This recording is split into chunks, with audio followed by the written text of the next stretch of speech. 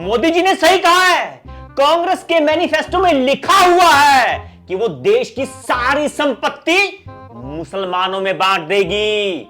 अबे तूने पढ़ा है मैनिफेस्टो? हाँ वो मतलब अबे छोड़ मैनिफेस्टो, तू मैनिफेस्टो की स्पेलिंग ही बता दे। वो MANY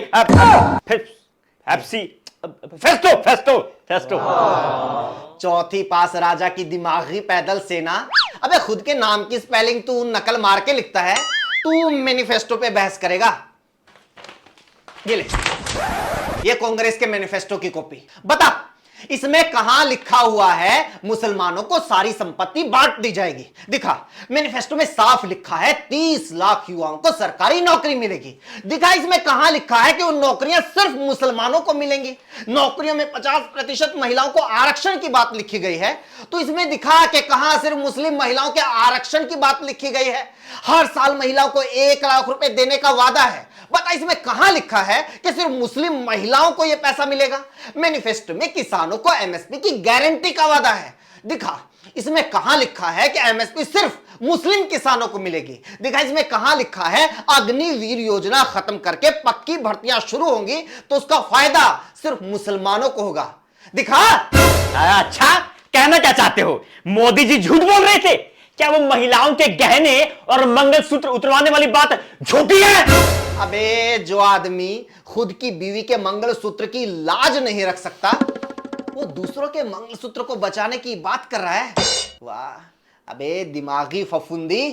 महिलाओं के गहने और जमा पूंजी लूटने की चाल अगर इस देश में किसी ने चली तो वो मोदी ने चली थी। नोटबंदी करके जब महिलाओं की सारी जिंदगी की जमा पूंजी उनसे छीन ली गई थी। अगर कांग्रेस को ऐसा करना था तो 2024 का इंतजार नहीं करती।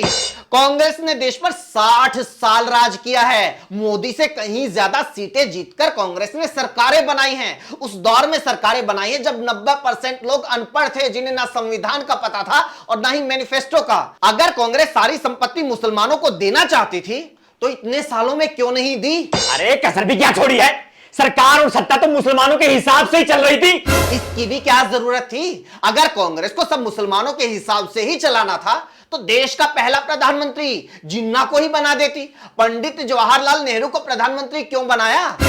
जिन्ना प्रधानमंत्री होते, जिन्ना के साथ गठबंधन की सरकार चलाने वाले तुम्हारे श्यामा प्रसाद मुखर्जी उप प्रधानमंत्री बनते और तुम्हारे पूज्य सावरकर राष्ट्रपति बनते, है ना?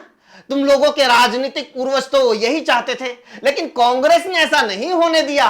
उसी दिन से तुम लोगों का नेहरू के खिलाफ एजेंडा शुरू हो गया।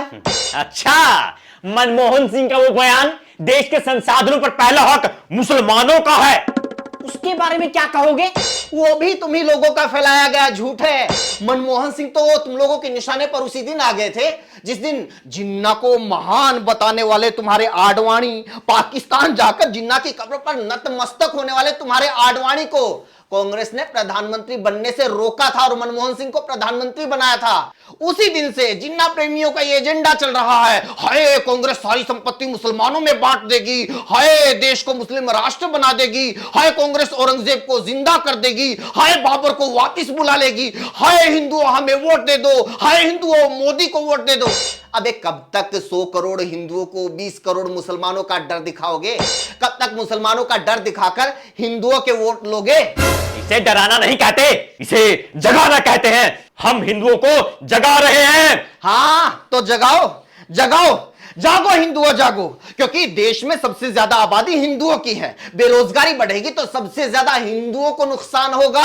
सरकारी नौकरियां खत्म होगी तो सबसे ज्यादा नुकसान हिंदुओं का होगा। इसलिए जागो हिंदुओं जागो। देश में सबसे ज्यादा आबादी हिंदुओं की है। महंगाई बढ़ेगी तो सबसे ज्यादा नुकसान हिंदुओं का होगा। इसलिए जागो। देश में सबसे ज्यादा किसान हिंदू हैं। अगर किसान आत्महत्या करेगा तो सबसे ज्यादा हिंदू मरेगा। देश में सबसे ज्यादा फौजी हिंदू हैं। अग्निवीर योजना का सबसे ज्यादा नुकसान हिंदुओं को होगा।